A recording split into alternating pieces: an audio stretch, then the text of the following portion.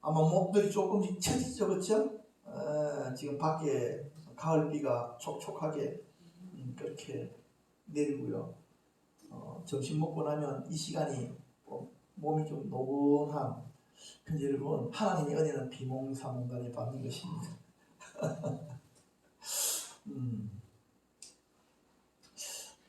예수님이 하신 일을 너희도 하라. 우리 마음속에 딱 새겨. 우리는 예수님의 제자니까 예수님이 하신 일은 내가 해야 된다 라는 마음을 여러분들이 마음 안에 먼저 딱 기록을 하십시오. 성령 세례로 인도하기입니다. 제가 지금 이 책자를 보면서 뭐라 그래야 되죠? 참 실전적으로 책이 쓰여졌다는 것을 제가 책을 읽을 때마다 느낍니다. 물론 저는 목회자이기 때문에 좀 이렇게 이론적인 부분들 계속해서 첨삭을 해서 강의를 하고 있지만 앞으로 우리 교회가 정말 예수님이 하신 일들을 행해 나가야 되고, 또한 이것들을 새로 오는 사람들에게 계속해서 반복해서 가르쳐야 되고, 또한 이런 것을 계속해서 반복해서 가르칠 때마다 하나님께서 성령의 은사들을 실제, 왜냐하면 이게 바른 말씀이기 때문에 더 부어주실 것이다 라는 그런 마음들이 제 마음속에 이렇게 들게 됩니다. 그래서 여러분들이 지금 제가 하는 강의들을 만약 우리 교회에 하나님께서 은혜를 많이 부으셔서 많은 사람 오면 여러분들이 팀을 맡아서 이 강의를 해야 된다 하는 생각으로 강의를 여러분들이 들으셔야지, 아이고 우리 목사님 강의하시네, 잘하시네 이렇게 하고 그냥 이렇게 들어가서 이렇게 나가면은 나중 되면 여러분들이 고생하실 수도 있다. 그래서 듣고 나가는 걸 막아서 머릿속에다가 딱 저장 이렇게 해 놓으시기를 바랍니다. 하나님께서 우리 교회를 쓰시려고 하면 성령의 능력을 교회 가운데 풀어놓으실 거고요. 그럼 우리 교회는요, 초점이 바로 이것입니다. 예수님이 하신 일들을 우리가 해야 된다 하는 이 부분들을 우리들이 줄기차게 계속해서 반복적으로 가르치게 될 것이고, 그것을 갖다 저 혼자 계속 가르쳐도 될 일도 아니잖아요, 그렇죠?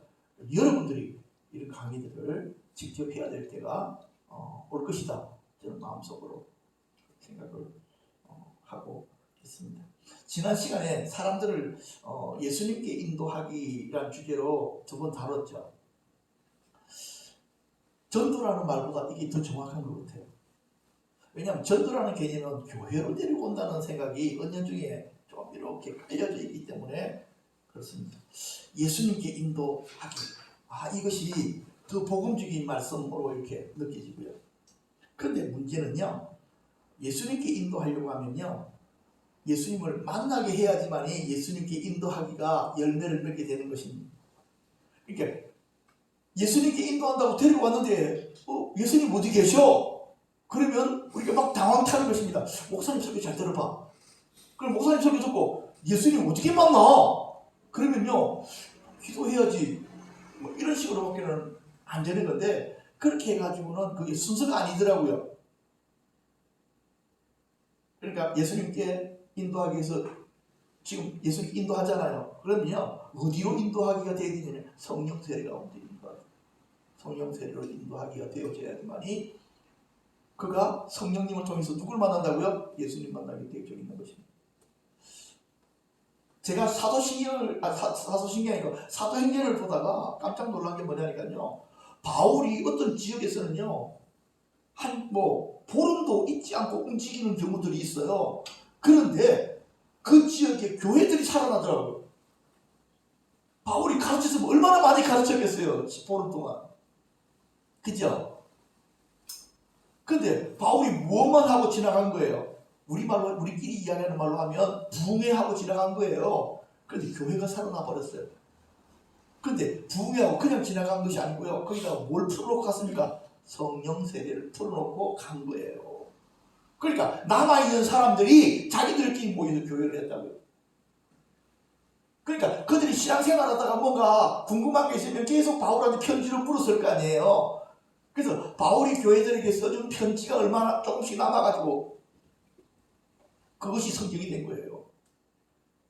빌립보서, 에베소서, 로마서 다 그런 거 아니에요. 그래서 우리가 예수님께로 인도하기, 복음을 가지고 그 사람들을 도전하고, 그렇죠? 결신을 요청하고, 그 다음에 어디로 인도한다고요? 예, 성령 세례로 인도해서 그 사람들이 예수님 만나게 하고. 이게 성경에서 주어지는 순서와 맞는 거야 지금. 그런데 우리는 제자훈련 이렇게 시작한다고. 그럼 제자훈련 얼마나 해야 돼? 아마도까지 제자훈련 시키려고 그러는 그 사람. 그래서 이 성령 세례가 제자훈련이 한참 뒤에 있었던 보통. 그게 아니고 성령 세례가 이렇게 복음 제시와 성령 세례를 인도하기가 어떻게 된다고요? 두 개가 같이 앞부분에 주어져 있는 것이 정상적인 순서다 하는 것을 말씀을 드리려고 합니다. 오늘은 개요 부분만 다룰 겁니다. 왜냐하면 이게 좀 길어. 성령 세례를 인도하는 게. 개요 부분만 다루고 우리 좀 더 신나게 한번 기도하고 오후 시간을 보내려고 합니다. 성령 세례에 대한 이해. 성령 세례는요, 하나님의 약속입니다. 어떻게 하겠다는 약속입니까? 성령 주시겠다는 약속입니다. 한번 다 같이 한번 읽어보십니다. 시작. 베드로가 이르되 너희가 회개하여 각각 예수 그리스도의 이름으로 세례를 받고 죄 사함을 받으라. 그리하면 성령의 선물을 받으리니 이 약속은 너희와 너희 자녀와 모든 먼데 사람 곧 주 우리 하나님이 얼마든지 부르시는 자들에게 하신 것이라 하고. 아멘. 성령 세례는 하나님이 약속하셨는데 어떤 특정한 사람들에게만 하신 것이 아니고요. 누구요? 너희와 너희 자녀뿐만 아니라 모든 사람들에게 하신 약속입니다. 그리고 이것은 어떤 노력의 대가로 주시는 것이 아니고 뭐라고요? 하나님의 선물.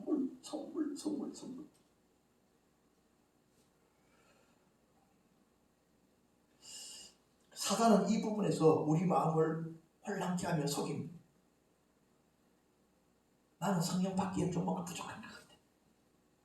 나는 어렵지도 못하고 기도도 많이 못하는데 내가 어떻게 성령을 받을 수가 있죠? 요거요, 내 생각을 통해서 사단이가 속이는 것입니다. 그러면 여러분들이 뭐라고 대답하셔야 됩니까? 선물 이렇게 하셔야 됩니다. 여러분 스스로 이제 선물. 그죠? 그것도 내가 달라고 해서 주는 것이 아니고 하나님이 알아서 주시겠다고 하신 선물. 성령 세례는 뭐라고요? 선물. 일단 이거를 여러분들이 마음속에 정확하게 새겨놓으셔야 됩니다.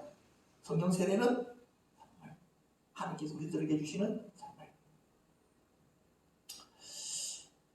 근데요, 성령은 구하는 자들에게 임하십니다. 누가복음 11장에 보십시오. 구하는 이마다 받을 것이다. 시간이 없으니까 구하는 자에게 성령을 주시지 않겠느냐. 그러면 우리가 뭘 구해야 됩니까? 성령님을 구해야 돼요. 근데 문제는요, 성령을 사람들이 잘 구하지 않더라는 거예요. 성령을 받지 못한 거는요, 성령을 구하지 않았기 때문에. 알아서 주시겠지. 주시면 받고 안 주시면 말지 뭐. 그게 아니고요, 성령 그분만 구해야 됩니다. 참 재미있는데 이 예수님이 누가복음 11장 10절에서 13절에 나오는 말씀을 보면요, 예수님께서 부모의 마음이 이러한데, 그렇죠? 부모가 자녀가 생선을 달라고 할 때 누가 뱀을 주겠느냐? 당연히 생선을 달라고 그러면 어떻게 해서라도 생선을 주려고 한다. 근데 그것뿐만 아니라 더 좋은 것을 주려고 하는 것이 부모의 마음이다. 그렇게 하시잖아요. 그렇죠? 근데 사실은 구하는 것을 주는 거잖아요. 그렇기 때문에 이걸 통해서 예수님께서 뭘 설명하십니까? 근데 가장 좋은 것, 그게 성령님이니까 그것을 구하라. 지금 말씀하고 계십니다. 성령님을 구하십시오. 그 성령님이 여러분들이 구체적으로 아주 강력하게 마실 수 있도록 이 속에서 그분을 좀 이렇게 뭐라 그래요? 끌어당기는 기도, 하늘을 갖다가 끌어내리는 기도, 이런 기도들이 지금 우리들에게 필요하다. 그냥 성령님 주시면 주시고 마시면 마시고 이게 아니에요. 주시지 않으면 안 되는 상황입니다. 이렇게 여러분들이 강력하게 매달리시기를 바랍니다. 지난주 말고 그 지난주에 하나님의 은혜가 오기 전에는요 항상 어둠들이 흩어지더라고요. 성도들을 하나님의 역사는 막지를 못하니까 하나님의 은혜를 받을 사람들을 흩어버려요. 혼미케 하고 몸이 무겁게 하고 이렇게 만들어가지고 하나님이 그 은혜 주시는 때들을 이렇게 피해갈 수 있도록 이렇게 만들더라고요. 그렇기 때문에 여러분들이 이렇게 생각하셔야 돼요. 순간적으로 기도해야 되겠다는 것도 감동이 왔는데 내 몸이 되게 무겁잖아. 그치? 그때가 은혜 받기 직전이야. 근데 그때 어디에 순종해야 되냐면 순간적으로 내 안에 기도하라고 주신 그 감동에 순종해가지고 막 앉아서 호흡도 편안하게 풀고 내 몸이 무겁다고 생각하는 거기에 빠지면 기도가 무거워서 안 되잖아. 그래서 이 감동이 성령님으로부터 시작되어진 것이라고 한다면은 내 영을 깨워주시고 내 마음을 깨워주시고 내 몸을 깨워주십시오 라고 호흡을 쭉 하면서 기도하면서 딱 맡겨보세요. 그러면요 나 같은 경우에는 이건 나 혼자의 경우예요. 내 손으로 그냥 가슴을 툭툭툭툭 쳐. 이렇게 툭툭툭툭 쳐. 그러면 내 가슴 쪽에서 바람이 이렇게 자꾸만 느껴져. 이렇게 툭툭툭 치면서. 그러면서 내 자신이 깨워지더라고요. 그러면서 계속 그렇게 기도하다 보면 호흡 자체가 굉장히 강해지면서 내 몸에 묶여있던 것, 마음에 묶여있던 것들이 풀어지는 것이 느껴집니다. 그러면서 얼마 전에도 막 이까지 나오기도 싫은 거야. 몸이 무거워가지고. 근데 딱 나와서 기도하니까 1시간 하는 게 금방이야. 그래서 난 요즘에 내가 기도할 때 오토바이 타는 마음으로 시원한 마음으로 이렇게 기도를 하고 있습니다. 여러분들 기도의 자리에서 드라이브 한다는 마음으로 딱 이렇게 신나는 마음으로 이렇게 기도에 이렇게 참여하시고 아우 힘들어 못해 죽겠어 이런 마음을 빨리 여러분들이 여러분 방식으로 깨트리고 전환시키는 것들을 이렇게 배우시기를.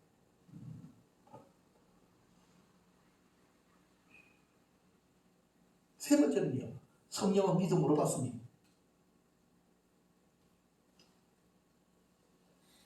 내가 너희에게 다만 이것을 알려야 하려니 너희가 성령 받은 것이 율법의 행위로냐 혹은 듣고 믿음으로냐. 자, 근데 여기서 참 이게 불편한 게 목사님 앞에서는 기도함으로 받는다 그랬잖아요.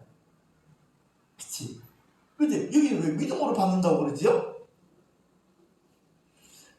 그래서 내가 이런 사람한테는 이렇게 이야기합니다. 예수님의 제자들이 성령을 기다리라는 주님의 약속의 말씀을 믿고, 그쵸? 믿음으로 기도하잖아요. 그쵸? 그러니까 이거는 동전의 양면과 같은 거예요. 믿음과 기도, 행함은 동전의 양면. 진리의 약속을 믿고, 오케이, 그쵸? 그 다음에 뭘 함으로? 기도함으로 성령님이 우리들에게 역사하십니다. 오케이? 네.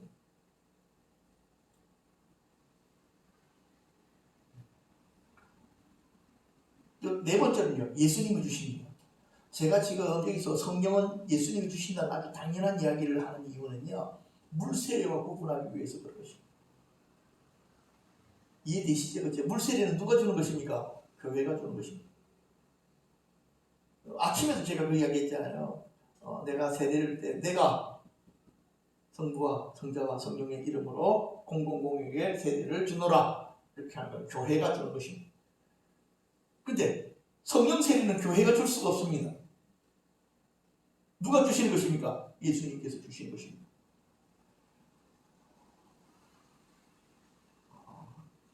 하나님께서 우리 교회를 통해서 물세례가 많이 전파되기를 바라시고 그것뿐만 아니라 예수님께서 우리 교회를 통해서 성령 세례를 계속해서 소개하고 성령 받기를 위해서 기도하게 하고 그렇게 함으로 말미암아 돌파가 일어나게 될 것입니다.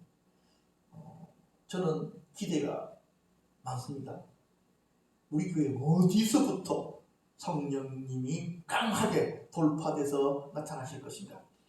미국의 어떤 교회는 재밌게도요, 주일학교부터 시작했습니다. 진짜 놀라워요. 그래서 옛날에 그 팀들이 한번 한국에 애들까지 데리고 와서 어떤 실제로 모범을 보인다라고까지 했었는데 그분들은 오시지는 못했어요. 주일학교, 그것도 유치부 애들에게 성령님이 임해가지고 놀랍지 않습니까?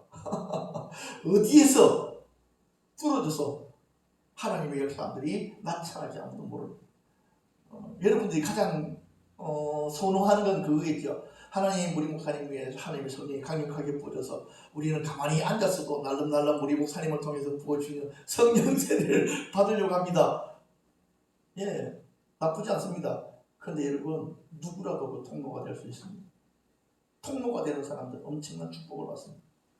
그리고 그 사람뿐만 아니라 그 사람의 자녀들도 축복을 받습니다.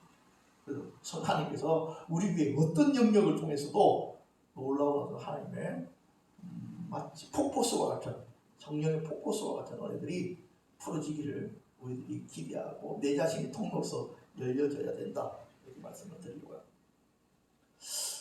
자, 그 다음에는요, 성령 세례의 특징인데요. 첫 번째, 강력한 회심의 역사가 나타납니다. 사도행전 2장 30절에 그들이 이 말을 듣고 마음에 찔려, 이 마음에 찔리는 일들, 베드로와 다른 사도들에게 물을 때 형제들아 우리가 어찌할꼬. 미국에서 영적 대각성 운동이 1970년 한 20년부터 한 50년까지라고 하는 데도 있는데 일어났습니다. 자, 그런데요, 참 놀라운 것은요, 이 영적 대각성 운동이 미국에 일어났을 때 한 목사님 부흥에서부터 시작했어요. 그 부흥에서 엄청난 역사가 나타나가지고 그것이 옆으로 마치 불 퍼지듯이 확 퍼지는데, 그 첫 번째 일을 시작하신 분이 데오도르스라고 하는 목사님이셨어요. 네덜란드 개혁교회 목사님이셨는데, 이 운동을 뉴 잉글랜드 전역을 확산시키는 데는요, 조나단 에드워드라는 사람이 아주 강력하게 사역을 했고요. 미국 전체뿐만 아니라 유럽까지 그 불을 퍼뜨리는 데는요, 조지 휘필드라고 하는 위대한 부흥사가 이 일들을 감당했습니다. 이 조지 휘필드 집회에 실제인지 가짜인지 모르지만은요, 최대로 5만 명까지 모였답니다. 근데 여러분, 그때는요, 뭐가 없었을 때입니까? 앰프 시스템이 없었을 때요. 1700년 되잖아. 그러면 뭘 가지고 설교했느냐니까요, 이 깔때기 있잖아요. 깔때기를 만들어 가지고 꽝을 질렀다는 거예요. 근데요, 그 5만 명이 거의 다 들었대요. 와, 얼마나. 그러니까 이거는 하나님의 영이 강력하게 임하지 않으면은 한 두 번 소리 지르서 넘어가야 돼요. 다니는 곳들마다 사람들이 인사인내를 이루었다는 거예요. 네, 조지 휘필드, 위대한 이 양반은 장로교 목사인데 그랬습니다. 영적인 각성이 일어납니다. 그러면 뭐가 따라오겠습니까? 회개운동이 내가 어떻게 해야 되는가. 두 번째로는요, 성령의 은사가 드러납니다. 성령의 세례가 임하면 성령의 은사가 드러납니다. 이거는 성령 받으려고 막 애쓰는 것이 아니고, 은사를 받으려고 막 기도하는 것이 아니고, 성령 세례가 임하면 자연스럽게 성령의 나타남으로 드러나기 시작합니다. 특히 방언이 많이 나타납니다. 다른 언어로 말들어가기 시작합니다. 세 번째는요, 부흥이 일어납니다. 사도행전에 보니까요, 베드로가 한 번 첫 번째 부흥 집회했을 때는 3,000명이었고요. 두 번째로는요, 몇 명이 되어졌느냐면 5,000명인가? 4,000명인가? 5,000명. 첫 번째 집회에서 결신자가 3,000명이 나온 거야. 두 번째 집회에서 5,000명이 나왔습니다. 합치면 몇 명입니까? 8,000명이잖아요. 그때 예루살렘 인구가 한 어느 정도 됐을까요? 그렇게 많지 않습니다. 많이 돼봤자 10만 명에서 15만 명 정도밖에 안 되는 그 도시입니다. 물론 이 예루살렘이라는 도시는 외부에서 이렇게 성지순례 오는 사람들이 많기도 하지만 어찌됐든지 그렇게 많지 않습니다. 특히 남자만이라고 쓰여져 있거든요. 엄청난 일이 벌어진 것입니다. 성령이 세례가 부어지면 뭐가 일어난다고요? 부흥의 일들이 일어나게 됩니다. 왜 이렇게 부흥운동, 평양 부흥운동도 마찬가지입니다. 이 평양 부흥운동은요, 웨일즈 부흥운동의 파도가 돌아가다가 우리 한국까지 오게 된 것이 이 평양 운동. 자, 마지막 부분을 좀 다루고 이제 오늘 말씀을 마치려고 하는데, 이거 뭐야? 이거는 성령 세례의 기도의 중요성, 여러분들이 잘 이해하시죠. 마음을 같이 하게 오르게 힘쓰더라. 성령 세례의 목적입니다. 성령 세례의 목적은요, 예수님의 정인입니다. 다른 방법이 없습니다. 성령 세례를 주시는 목적은요, 우리로 누구의 정인 삼으시려고 하시는 것입니까? 예수의 정인. 그런데 예수의 정인하고요, 여호와의 정인하고는 다릅니다. 여러분들, 여호와의 정인이 우리랑 다른 점이 뭔지 아십니까? 여호와의 정인은요, 여호와만 인정합니다. 삼위일체를 부정합니다. 그러니까 구약 성경에 있는 여호와만 진실한 하나님이시고, 예수님은 사람이라는 것입니다. 성령님은 그냥 기운이고, 그렇기 때문에 여호와만 하나님이시고, 그 여호와만 하나님이신 자기들이 정인이다, 이런 소리입니다. 그런데 우리는 여호와의 정인이 아니고요, 우리 누구의 정인입니까? 예수의 정인입니다. 차이점을 이해하시죠? 그렇죠? 여호와의 정인이 우리랑 친구 사이가 아닙니다. 우리가 친구 아닌 그렇게 다른 동네 애들이.